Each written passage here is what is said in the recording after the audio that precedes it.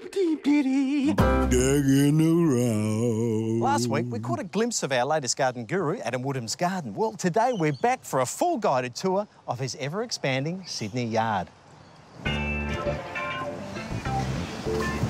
Adam, along with being a garden guru, is a prolific writer, award-winning photographer, passionate gardener and dead-set horticultural legend.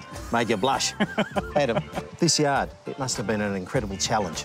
Look, it has been a bit of a challenge, Kim. It's a steeply sloping block, lots of underlying sandstone, and frankly, when we moved here, there wasn't a lot here. It was the bones of a 1950s garden, so we've had a lot of work to do. Now, I notice you've got a lot of large stones already there. Did you bring those in? No, all the stone that's here was here. You virtually can't dig a shovel into the ground without turning over a big chunk of sandstone. But I stockpile it all and I reuse it in walling because it saves me a heap in disposal fees, but then also in buying materials in to build the landscape.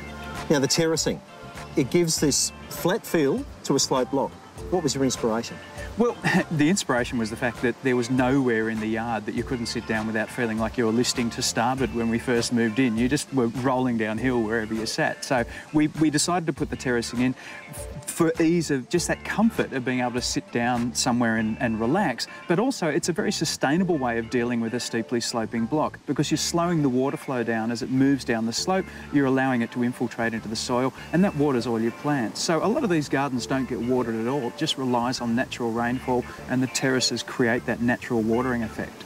Adam, what are some of your favourite spots? Well, I think my absolute favourite has to be our Japanese Asian-themed garden because the inspiration for it came from our little girl, Amber. She said, "Daddy, I want to have a Japanese garden," because she has a friend who's half Japanese and she wanted to use that inspiration herself. So her and I sat down together and came up with some ideas for a garden. She's only 6, but she really got into it and it's just created a beautiful little spot.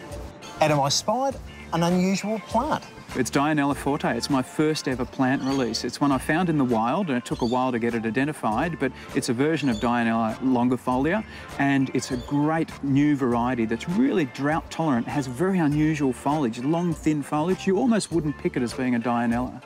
I see you've ventured into aquaponics. Yeah, my mate Charlie from Ecolicious convinced me to use an old concrete laundry tub, connect it to our fish pond and turn it into an aquaponic grow bed. So we've got herbs at our fingertips being watered and fertilised by our fish pond.